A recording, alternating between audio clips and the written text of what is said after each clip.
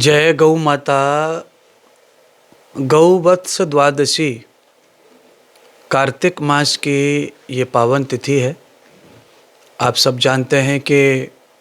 एकादशी के बाद द्वादशी आती है और ये द्वादशी जो है 17 तारीख में मनाई जा रही है। 17 तारीख को द्वादशी है और ये द्वादशी गौवत्स द्वादशी है। अगर हम गौवत्स द्वादशी में गऊ के छोटे छोटे बछड़ों को अगर थोड़ा सा लेते हैं गुड़,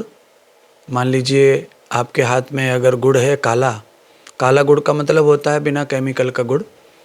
और उसमें आप थोड़ा अजवाइन और हल्का नमक, ये तीनों को मिला करके गाय के छोटे बच्चों को उनके माथे पर हल्दी का तिलक लगा करके 7 चावल उनके माथे पे लगा करके जब आप ये गाय को गुड़ खिलाते हैं बच्चे को, बच्चा ऐसा होना चाहिए जिसने अपनी माँ का दूध छोड़ दिया हो और बच्चा भी हो, मतलब जन्म के 5-7 महीने का बच्चा अगर होता है गाय का, द्वादशी में फिर इसकी सेवा करते हैं तो आप समझ लीजिए द्वादशी की जो तिथि है, वैसे तो भगवान शिव जी के लिए ही उसका नाम है, द्वादशी ज्योतिर्लिंग के रूप में भी हम देखते हैं, और एकादशी भगवान नारायण के लिए, कृष्ण के लिए देखते हैं। तो ये दोनों विधि हमारी पूरी होती हैं। गाय के छोटे बच्चे को अगर काला गुड़, उसमें मैंने कहा थोड़ा अजवाइन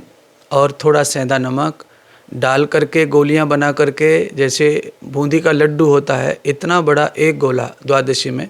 हल्दी का तिलक लगा करके उसको खिलाएं और आप 7 बार उसकी परिक्रमा करें बच्चे की। और इस तिथि में जब ये उपाय आप करेंगे गुड़ का, अजवाइन का और नमक का,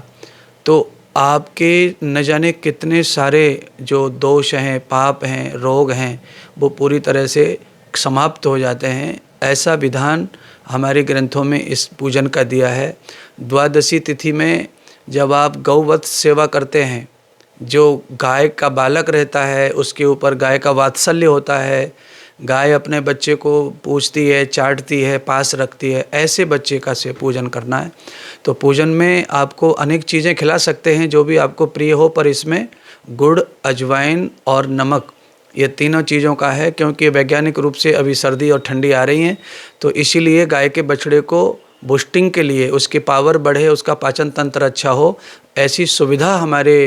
शास्त्रों ग्रंथों में है। तो आप ये पूजन करके ये लाभ गौवत्स का ले सकते हैं और किसी भी गौशाला में जाकर या अपने घर में ये सेवा पूजा कर सकते हैं और संकल्प ले सकते हैं कि आज की तिथि से मैं गौ पूजा करूँगा, गाय के बछड़ों की रक्षा करूँगा और गाय की बछड़ी की रक्षा करूँगा, ये सेवा मेरा संकल्प है। तो आप हर द्वादशी में ये सेवा करते रहेंगे तो आपको बहुत उन्नति होगी, चाहे वो फैक्ट्री की हो, चाहे वो नौकरी की हो, चाहे वो कृषि की हो।